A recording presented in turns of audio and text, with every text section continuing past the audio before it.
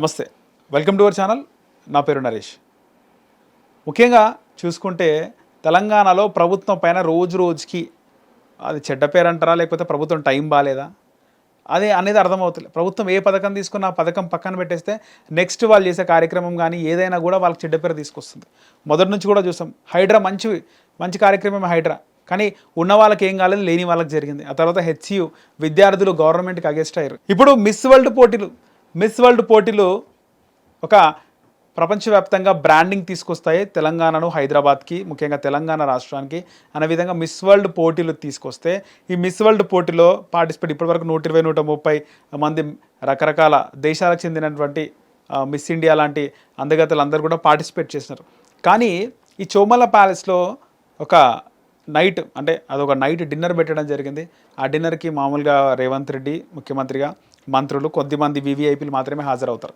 కానీ కొన్ని విషయాలు బయటపడ్డాయి. ఎందుకు కూడా బయటపడ్డాయి అంటే, ఈ మిస్ ఇంగ్లాండ్ చెందినటువంటి ఆమె పేరు మిల్లా మ్యాగీ. మిస్ ఇంగ్లాండ్ ఆమె అలిగి వెళ్ళిపోయి ఏం కామెంట్ చేసింది, ఏం చెప్పింది అంటే, నన్ను ఒక ప్రాస్టిట్యూట్ లాగా చూసినారు తెలంగాణ హైదరాబాద్లో ఈ మిస్ వరల్డ్ పోటీలో, నన్ను ప్రాస్టిట్యూట్గా చూసినారు.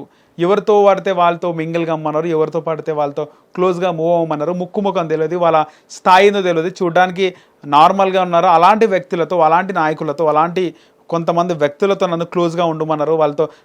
వాళ్ళకి హ్యాపీనెస్ని షేర్ చేయమన్నారు, వాళ్ళని ఎంటర్టైన్ చేయమన్నారు. మేము ఎట్లా కనబడుతున్నామో, నాకు ప్రాస్టిట్యూట్గా నన్ను చూసినట్టు అనిపించింది అని చెప్పేసి ఆమె కామెంట్ చేసి మరీ ఆమె ఇంగ్లాండ్కి వెళ్ళిపోయింది.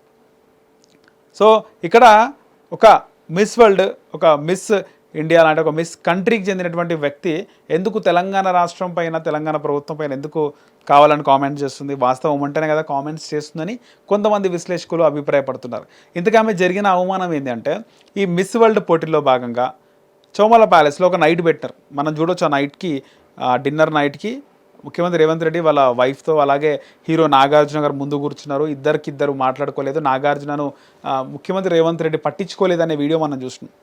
సో ఆ నైట్ డిన్నర్లో కాంగ్రెస్ పార్టీ ముఖ్యులు, కొద్దిమంది ఐఏఎస్ ఆఫీసర్లు, ఇంటలెక్చువల్స్ కొద్దిమందితో పాటు ఒక 300 మంది కాంగ్రెస్ పార్టీకి చెందినటువంటి ప్రజాప్రతినిధులు, అంటే ఎలక్ట్ అయిన వాళ్ళు, నామినేట్ అయినటువంటి పదవుల్లో ఉన్న వాళ్ళు వెళ్ళినారంట.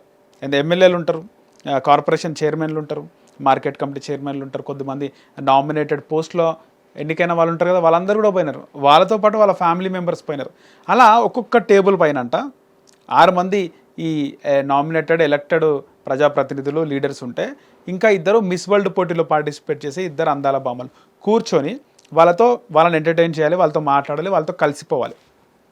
ఆల్రెడీ జయేష్ రంజన్ లాంటి ఐఏఎస్ ఆఫీసర్స్ కూడా కొద్దిమంది మైక్లో అనౌన్స్ చేసినారంట, it is a easy evening, you have to mingle with everyone, you have to entertain everyone అని మిస్ వరల్డ్ కాంపిటీషన్లో ఉన్నటువంటి కంటెస్టెంట్స్కి చెప్పారంట.